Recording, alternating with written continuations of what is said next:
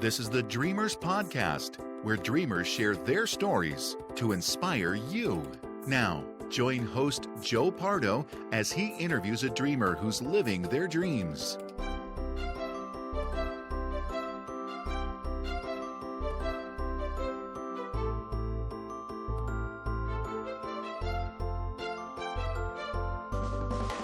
Welcome to the Dreamers Podcast. I'm your host, Joe Pardo, and today I am interviewing Kipp Matalucci, who is living his dream through travel, language study, and theater. Welcome to the show, Kipp. I'm glad to be here. It's very nice, Joe. Well, thank you. I appreciate you coming out to the studio. Why don't we get started by giving some background about yourself? Okay. I'm from Penns Grove, New Jersey, raised in Penns Grove and graduated from Rehigh in 1969. Penns Grove's claim to fame is that Bruce Willis also graduated from Rehigh. He's 4 years younger than I am, so I can't say that I really hung out with him too often. Anyway, that's where I graduated from high school. And then I went to Wake Forest University in Winston-Salem, North Carolina, and got a degree in German in 1973. And fell in love with languages when I took a trip to Germany in 1967 with my high school teacher. Fell in love then with languages and travel. And I was pretty sure when I got back from Germany that summer of 67 that I wanted to do something with languages. And it turned out that teaching would be the thing that I would do. Spent 34 years teaching at Gateway Regional High School. German. I also taught French there for a year, and I taught Russian there for about 7 or 8 years as well. During the height of the Gorbachev era, when Russia was so exciting, I introduced Russian to Gateway. So I also, after I retired from there 3 years ago, and since then I've been doing as much traveling as I can and studying languages, going to as many plays as I can. And I also sing in a chorus, the Greater South Jersey Chorus. And I'm squeezing as much as I can into my life, while I still am able to travel. I hope there's still a few good years left in there, because I like to bicycle, I like to hike, I like to do things, I like to swim, I like to do things, like travel sort of actively and vigorously. I figure that I'll travel that way until I'm a little too old for that, and then maybe I'll travel by cruises, which I think are a little more relaxing. And one day I might be too old for that. And then I'll just have all these wonderful memories to look back on. So what countries have you been to? Well, it started out with Germany when I was a 16-year-old. We were in Germany and Austria for 6 weeks, 3 weeks in Düsseldorf. And we would travel to different places there. We studied during the day and traveled to different places in the area. And then we transferred to this beautiful little alpine village called Seefeld. And we were 3 weeks in Seefeld. And we saw some cities in, Austria as well. And I mean, suddenly, I was surrounded by the Alps and medieval fortresses and cathedrals, and I just fell in love with the experience. Because at that time, there was no Skype or anything like that. You communicated with your friends and family back home for the 6 weeks through letters. That was it. And I must have been homesick at times, but I don't remember it. That was the first, certainly for 6 weeks. That was the first time I was away for 6 weeks. And the only other time before that, it had been a week at Boy Scout camp. But somehow, and I don't remember anybody else in the group particularly getting, homesick either. And I've taken a lot of kids to abroad, and for sometimes 3 weeks in the summer, sometimes for 10 days during spring vacation. And homesickness, even in that short a time, can be a problem with young people. But for some reason, I was just born for it, I think, for travel. And that's when I fell in love with it. Well, France, I studied French, Switzerland, of course, and Russia, the Soviet Union, the first time I was there. Then Tallinn in Estonia, and Georgia, Soviet Georgia. We were kind of all over the place in the Soviet Union.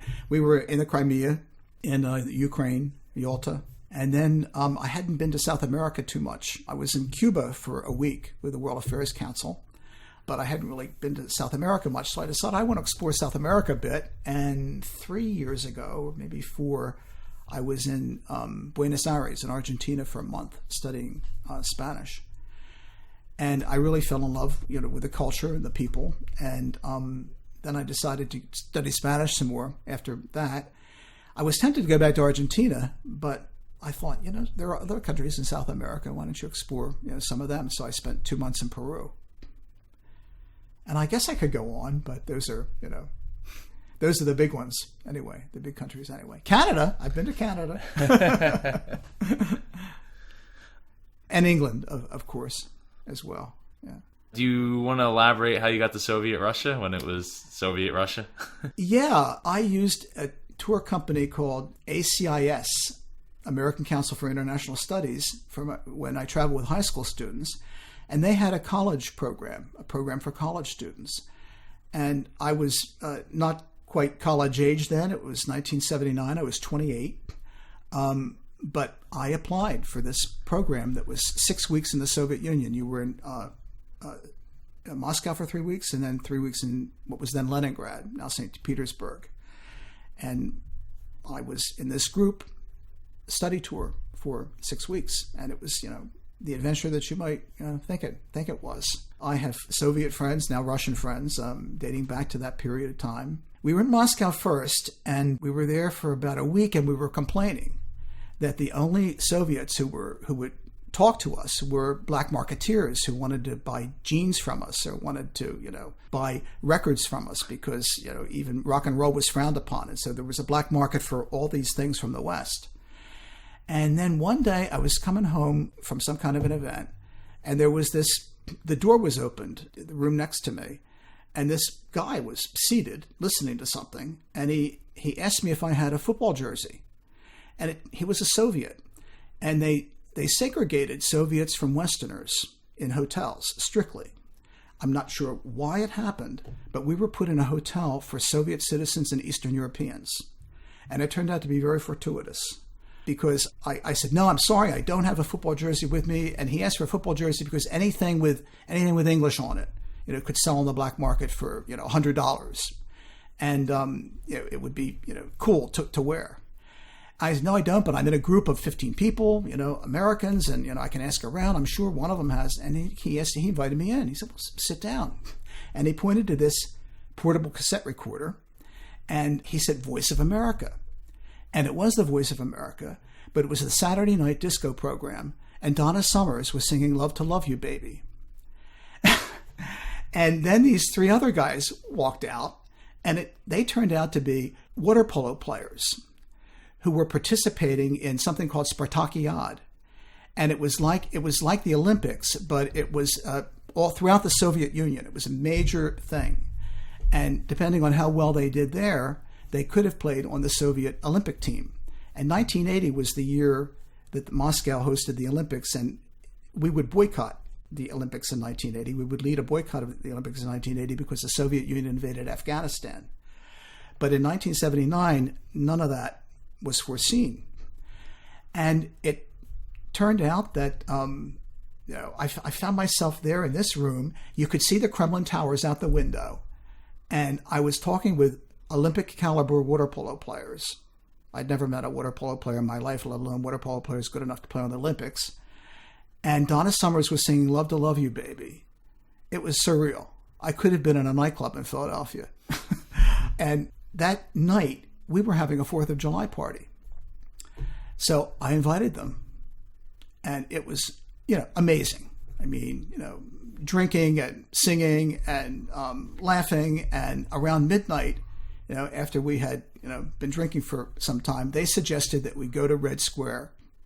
And because it's all lit up at night, and it would be very nice. So we did. And it's a wonder we didn't get arrested, because you can imagine we would all been drinking a lot. And there was nobody else in Red Square at that time.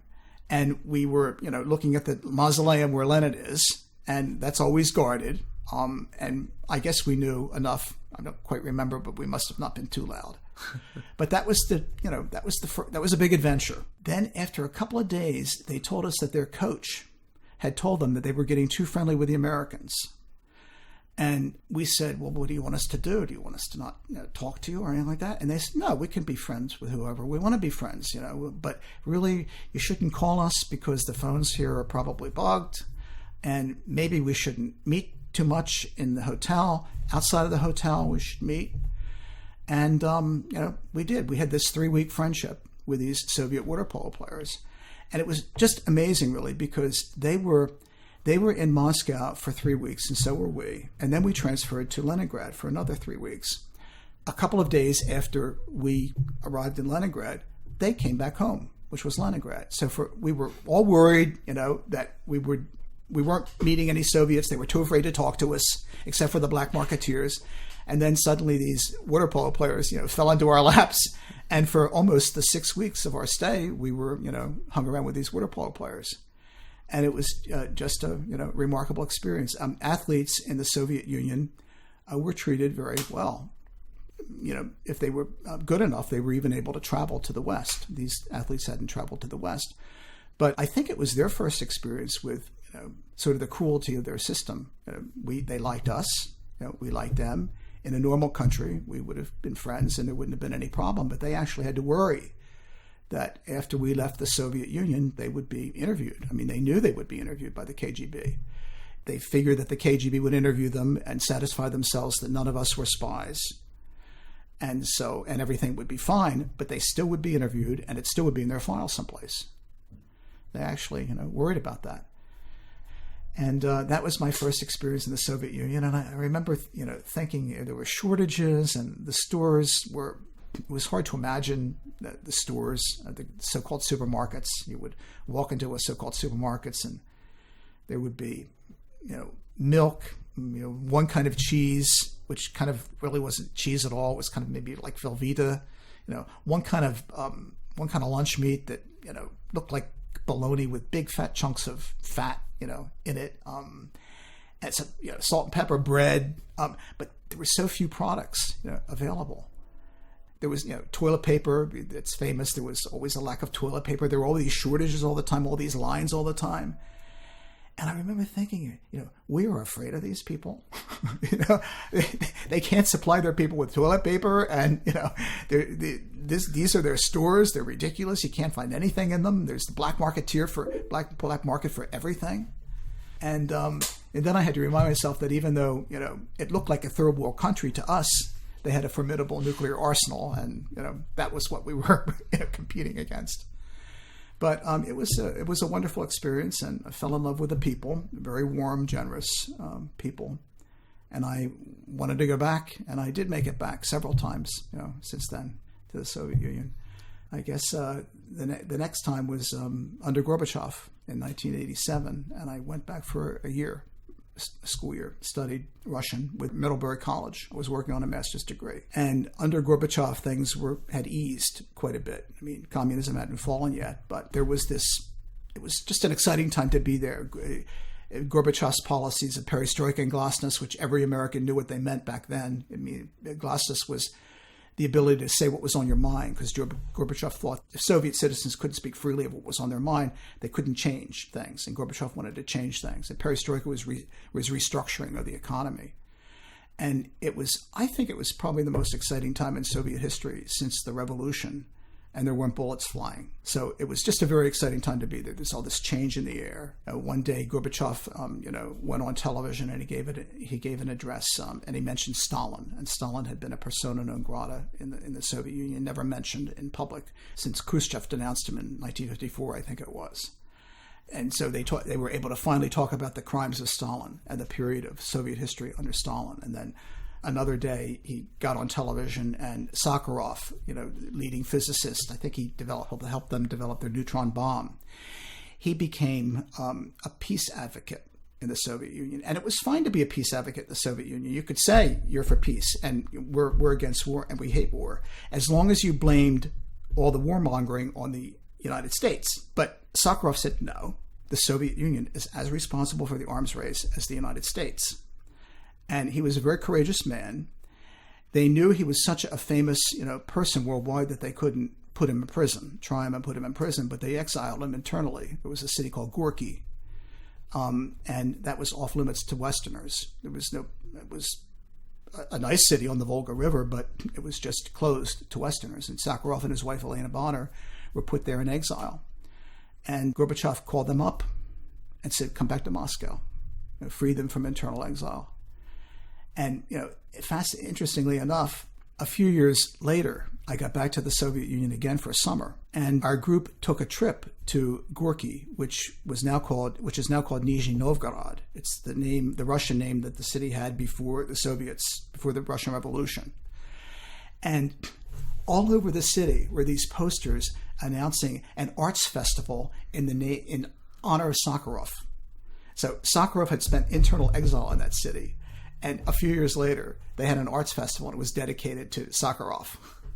And we didn't go in his little home, but his little apartment, tiny apartment that he and his wife lived in for years, is now a little museum. And we were outside the apartment. We didn't go in and take a little tour of it. Probably wouldn't have taken too long. But I remember, some of our Russian friends said, something, his neighbors were probably too scared to even say hello to him in the morning when they saw him. And, now, he's free and he's in Moscow with his wife. And there's this arts festival in his name. It was amazing, the changes that were made. Surprised he decided to stay in Russia. Yeah, well, I get he just loved his country. We all do. As critical as he was of it, he was critical of it because he loved it and wanted it to change, So what does traveling in language mean to you? Well, that's a very good question, Joe. I think language learning is not just grammar, of course, and vocabulary. That's an important part of it. But you also learn about the history of a place and the culture. And to me, it's all about breaking down cultural barriers and promoting cultural understanding. And there's a fundamental human value in my book, and that's accepting people's differences, tolerance of people's differences. And language learning has helped me to do that, and that was what I tried to emphasize to my students. I mean, I never preached to them about accepting people's differences, but it was really important to me that I teach the culture of the German-speaking peoples or the Russian-speaking peoples, as well as, the grammar.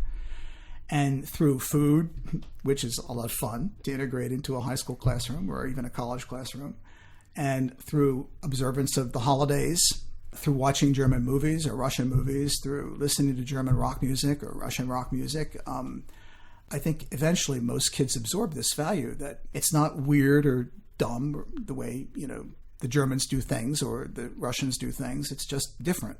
And I think they came to respect, these cultural differences. So that's a very important thing for me. I've always hated bigotry as long as I can remember. If I did anything in my 34-year career to help wipe out bigotry, just a teeny tiny little bit, then I'm very happy. As a matter of fact, that this promoting of cultural understanding was even more important to me as a teacher than teaching the language. Most kids took 2 years of German in high school because that's all they needed to graduate, and most colleges require a couple of years of a language. And anybody who studied a language for 2 years know that you don't, especially in high school, knows that you don't learn very much. And in 10 or 20 years, you'll know, even less than you knew when you left high school. So most of my students probably forgot most of the German that they learned in 2 years, but hopefully they developed an appreciation perhaps for German music, rock music, or for German films, or for art, or for culture, and had a better cultural understanding of Germany. And that's been sort of borne out to me through Facebook, believe it or not. I've got some 1,500 friends, and most of them are former students who go back to 1977. And I used to show, for example, at Halloween. The Germans really don't celebrate Halloween like Americans do.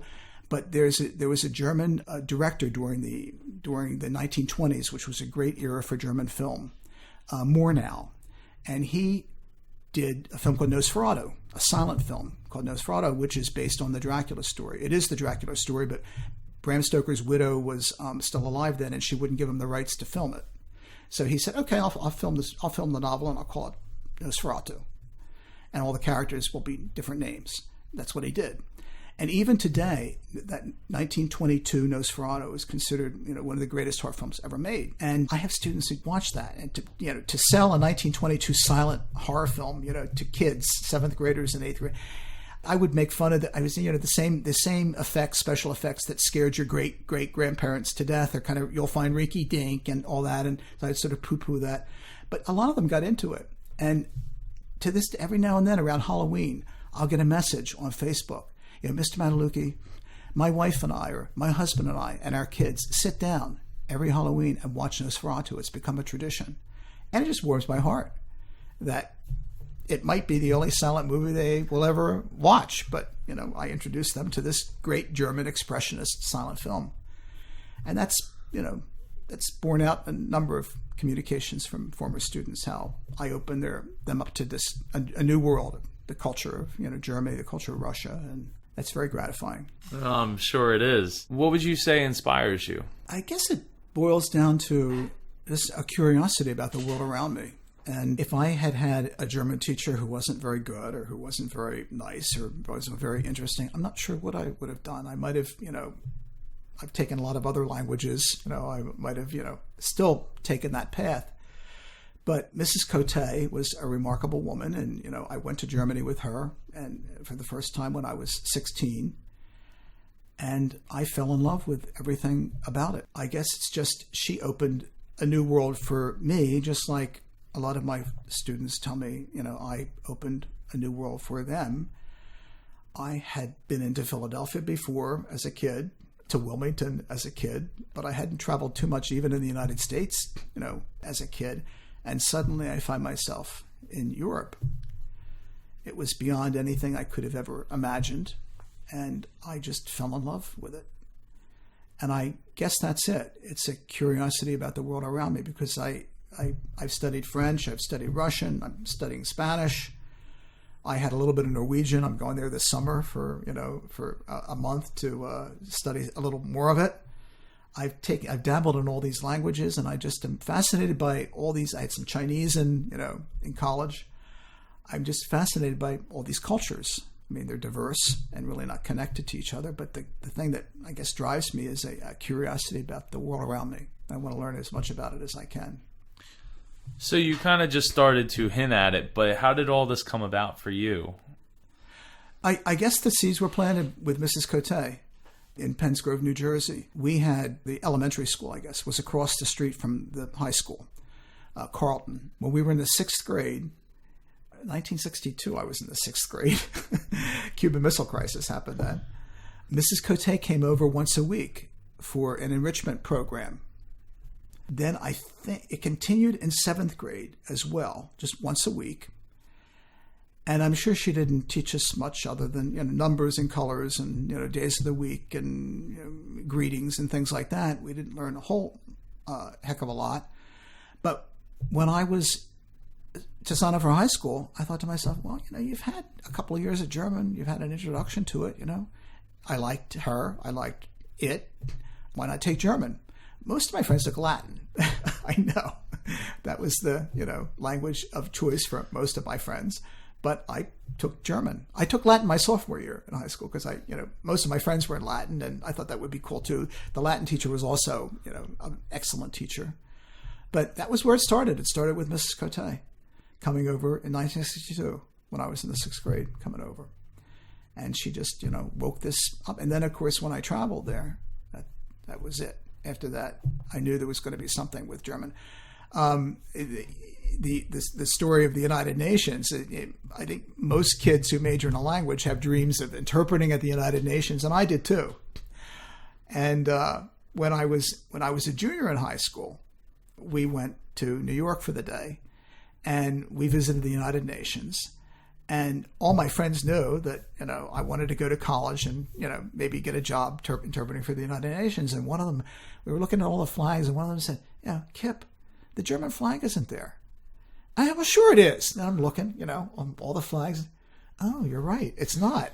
And when I was 16 or 17, I didn't realize that neither Germany, neither the German Democratic Republic, Communist Germany, or, the Federal Republic of Germany, West Germany, was in the United Nations, because we blocked East Germany's entrance and the Soviets blocked West Germany's entrance, and so neither country was in the United Nations. So when I was 17 years old, my hopes for my future career were already dashed because there was no German. But there are of course lots of other things you can do with language that are more realistic than interpreting at the United Nations. That's a pretty hard job to get, actually. Well, you said that you interpreted for CNN. For NBC, when I was in the Soviet Union under Gorbachev the second time, in May, President Reagan came over for a summit with Premier Gorbachev, and the networks hired interpreters. And I worked for NBC, and I did anything they wanted. As a matter of fact, we went in a week early and unloaded I think it was something like 3 tons of television equipment and other things to prepare for the summit. And one of the things we unloaded was case after case of Heineken beer for the crew and the staff. And there were 2 full rooms in the Rocio Hotel stacked with beer. And at the end of the summit, a week or so later, there were a couple of cans of beer left. So the people of NBC really enjoyed their beer. But I did everything they wanted me to do. I interpreted some. I laid cable on top of the American embassy in Moscow because President Reagan met with some Soviet dissidents in the American embassy. I laid cable in Moscow State University. In Moscow State University, we had to go through the dean's office. And of course, helping the cable guys to lay the cable, I interpreted because they didn't speak, any Russian. And that was how the interpretation came in. We had to move a sofa in the dean's office, so I asked if we could move the sofa. And behind the sofa were portraits of the 2 previous Soviet leaders, Chernenko and Andropov, 2 old men. They were old men when they were appointed, and they died within a year, I think, of office. And they had been taken down to put up the portrait of Gorbachev. And there was something so Soviet about it, so Russian about it. They, out with the old, in with the new. They didn't even bother to throw them out. They just took them down and left them behind the sofa.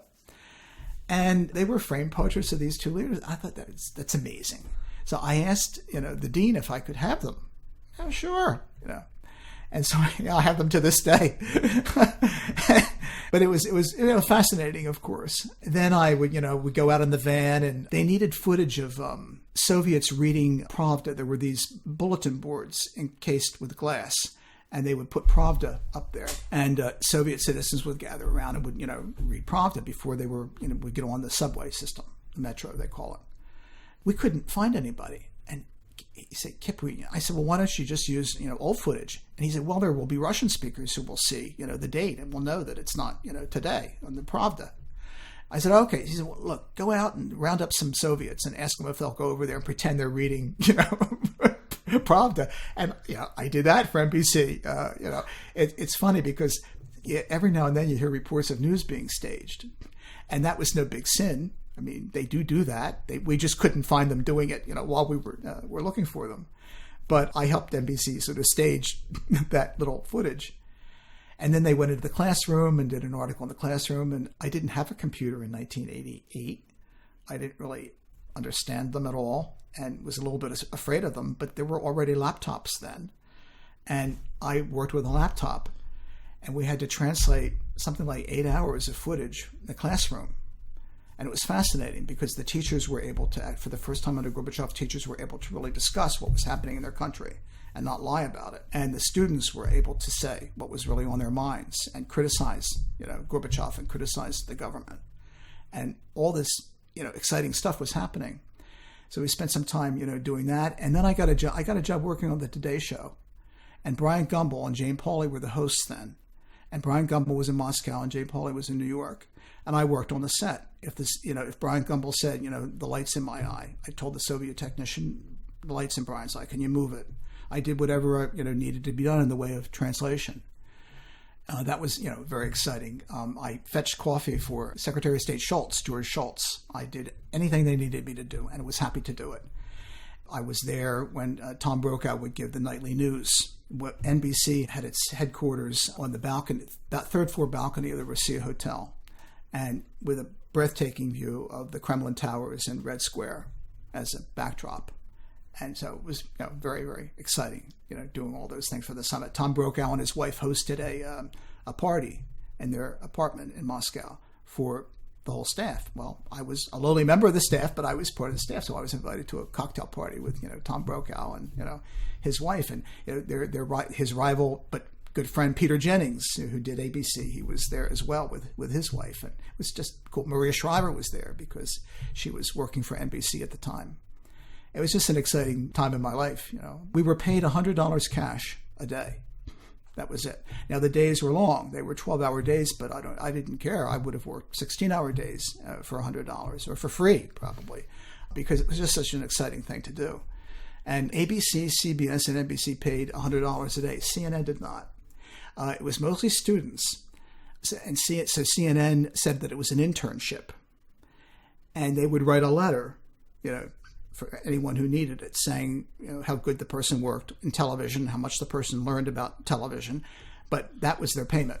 It was like a student internship. Nowadays, in situations like that, CNN probably pays whatever the networks pay. But at that point, they didn't.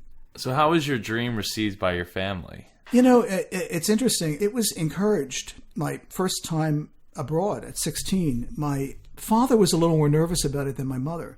My grandparents paid for half the trip, and my parents paid for the other half of the trip. I got my spending money together. But at that time, you were getting 4 marks to the dollar, which is kind of like getting 4 euros to the dollar today. I mean, you could live like kings and queens then in 1967. So you didn't need much to enjoy yourself. It's funny, like I said, my mother was less concerned about being away for 6 weeks than my father. My father focused his concerns for his 16-year-old son on what was scheduled to be an afternoon tour of East Berlin. Our group spent a long weekend in Berlin, and we went through the wall. And my dad thought they're going to kidnap me for my brain. I mean, I was kind of smart, but I was no Einstein. Nobody would kidnap me for my brain. But he was concerned about my being away from home for so long, and concerned about going into East Berlin and the Cold War and all that. And it became kind of a running joke in the family that, God help Mom if they kidnap me, because she'll never hear the end of it. But when we were seated on the bus to go through the wall, our guide told us the do's and don'ts. Don't bring any, Western newspapers in there, or, Western magazines in there, Time or anything like that, because, they're censored. Don't really talk to East Berliners when you're over there. You really won't get in trouble, but they could get in trouble because it's such a closed society that, for all the police know, the East Berliner is having a lively conversation with an American spy. And they did get us, really nervous, the adults as well as the students, because our teacher chaperones were probably going into a communist country for the first time too. And then at the very end of her spiel, the tour guide made a very well-practiced joke. She said, "Now, don't worry too much, please. At least 75% of all the people who go into East Berlin come back the same day." And it cracked the ice. We all laughed. But at that point, I thought of my father. I thought, oh, dear God, please let me be one of the 75%, because if I'm not, my mother will never hear the end of it. Mom will never hear the end of it. But, as I said, they were really supportive of it. And neither my mother nor my father really ever traveled much. My mother kind of had a desire to travel, but it never happened. And my dad was perfectly content living in his own backyard. His sister, my Aunt Joy, lives in Baltimore. And to my father, making a trip to Baltimore was a very big deal. It was, a little bit outside of his comfort zone. So he was never going to get to Europe.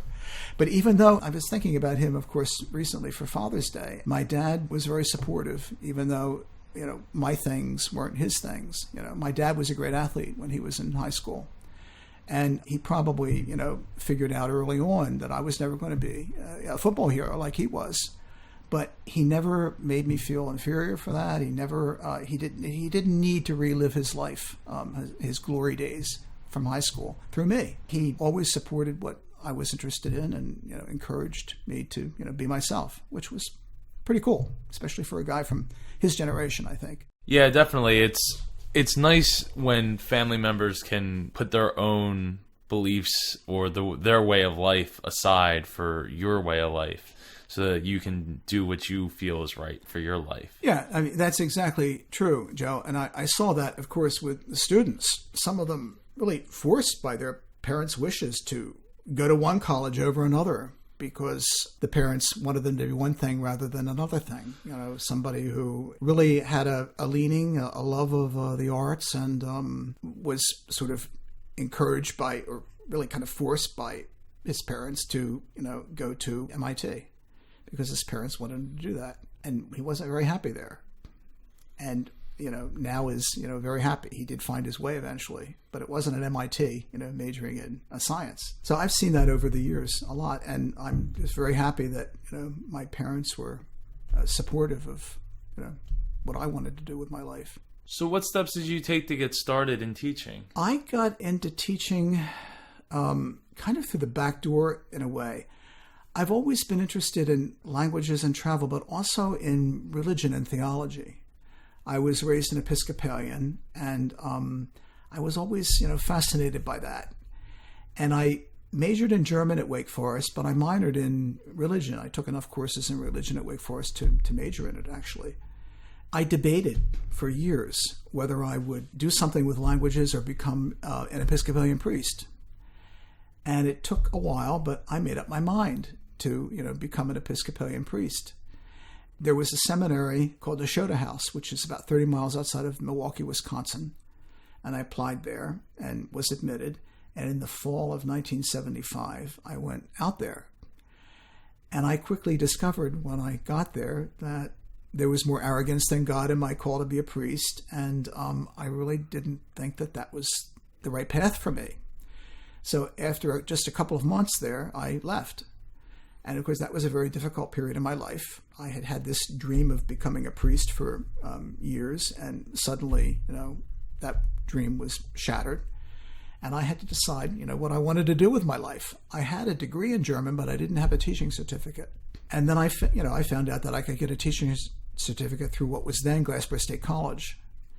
And I took the necessary courses to get a teaching certificate, at Glassboro State College. And I think it took 2 years.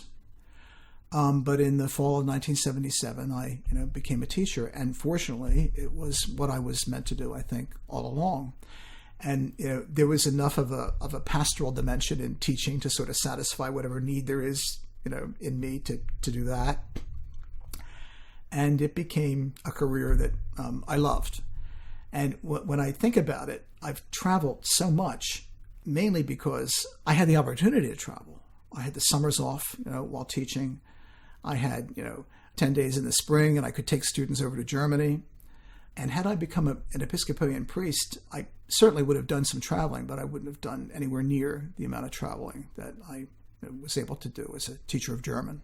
It was fortuitous. If I had found out that I didn't like teaching, I don't know what I would have done. Maybe I would have tried to get that UN gig after all.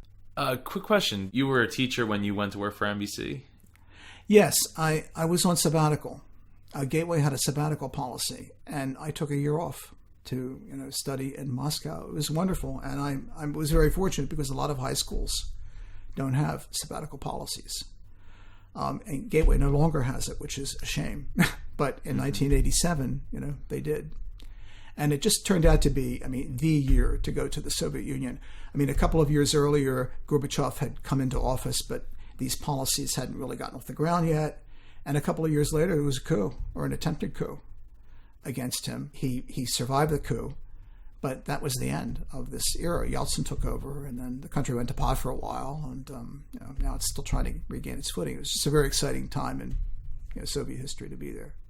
So what roadblocks have you hit along the way? That's a good question.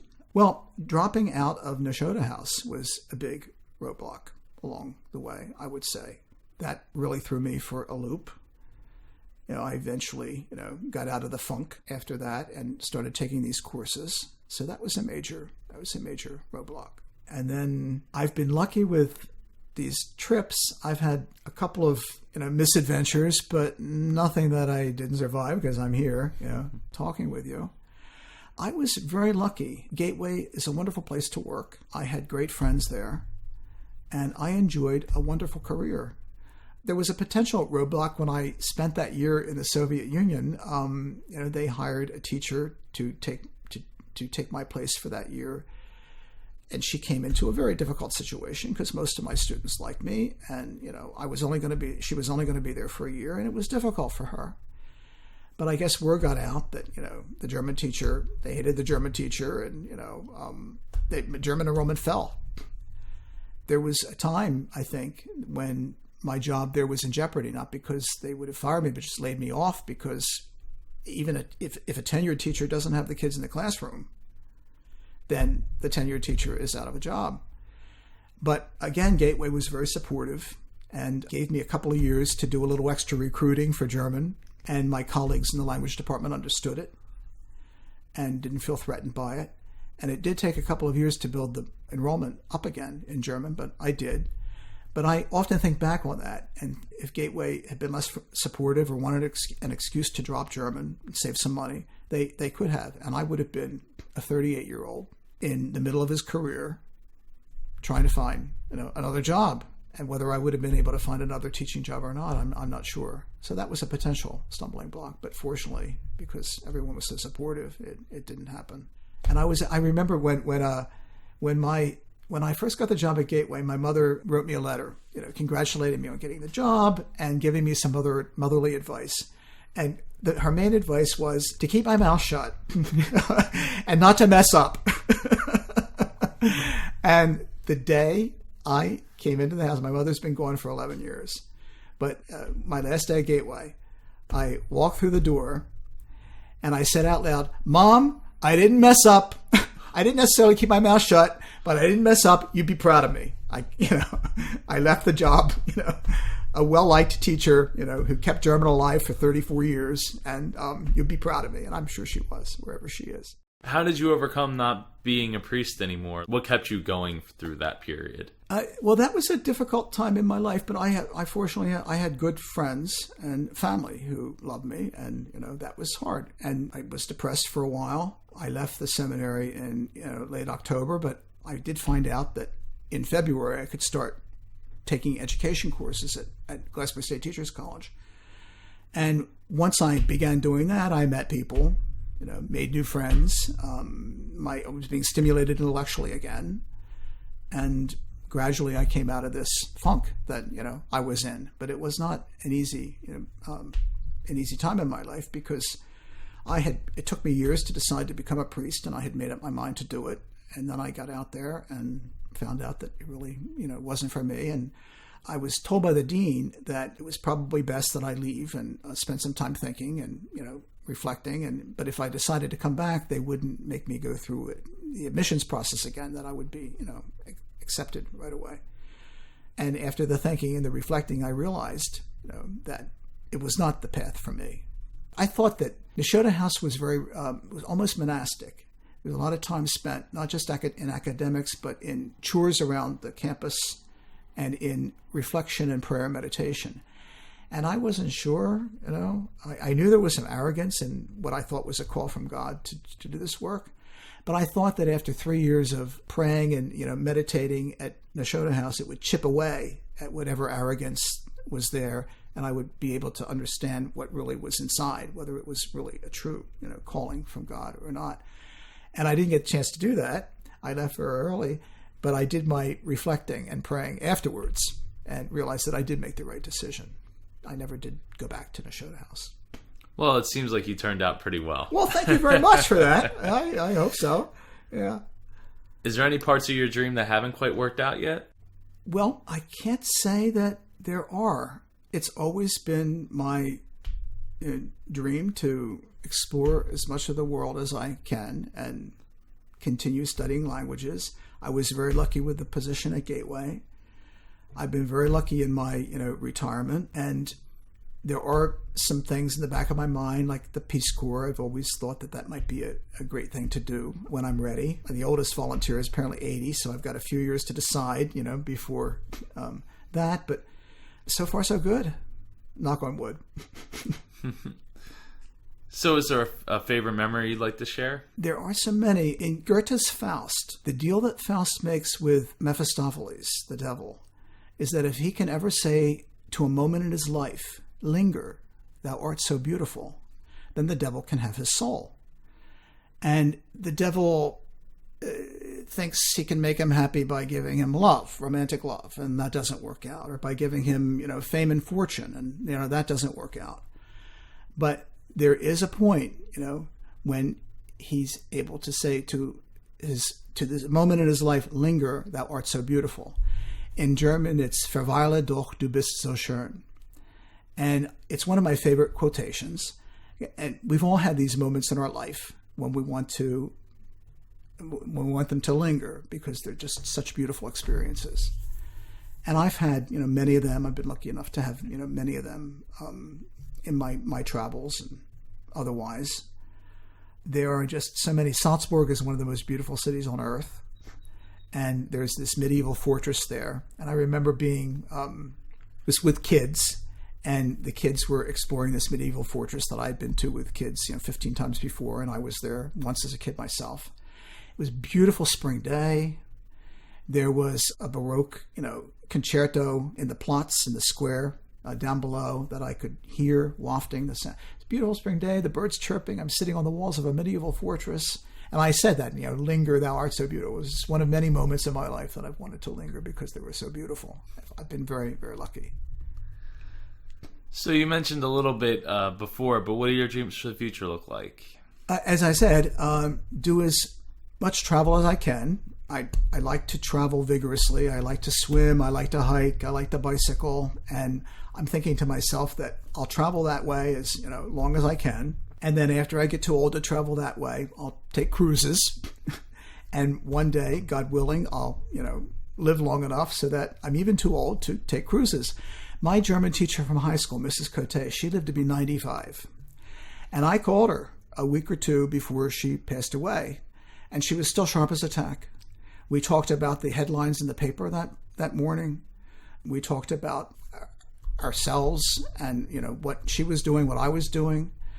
She once told me that, Kipp, now that I'm not able to travel anymore, I have all these wonderful memories. I sit, here in my chair, and I think, which little pub was it where such and such happened in Hamburg? Was it the one across the street from the castle, or was? And she said, Kipp, it's very rewarding. It's wonderful that I have this lifetime of memories to look back on. And when she was saying that, even, I thought to myself, something, one day I'm going to be in the same boat. Lord willing, I'll live long enough to be too old to travel. And when I'm too old to travel, I'll have all these memories to look back on. So that's what that's how I'm hoping it will work out. As far as unfulfilled dreams, the dream of the Peace Corps, it is a dream. And I'm not sure. I always prided myself in the fact that, gosh, I lived a year in the Soviet Union. I wasn't living, in a hut with a dirt floor, but it was difficult living in Moscow in 1987. Food shortages and fresh fruit and vegetables in the winter, and they turned the hot water off for a couple of weeks just randomly. I mean, there were problems in coping, with being an American there and being pampered. And I've always prided myself in the fact that, I'm still able to. I could, in the Peace Corps, sleep on a cot or in a hut if I needed to, But now that I'm getting a little older, I'm wondering about that a little more, how that might work.